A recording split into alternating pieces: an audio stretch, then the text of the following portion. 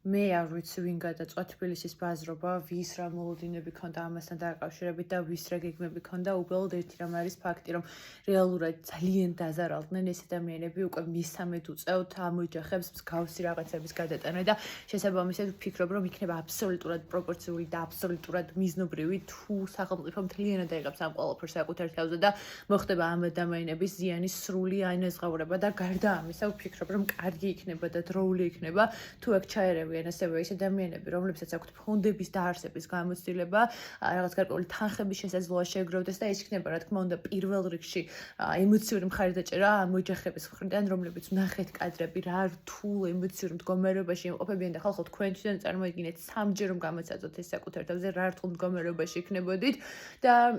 ვფიქრობ, რომ ეს იქნება საკმაოდ ისეთი კარგი ჟესტი საზოგადოების მხრიდან ამ ოჯახების მხარდასაჭერად კიდევ ერთხელ გამოვხატავ ჩემს საკმაოდ გულისწყეტას და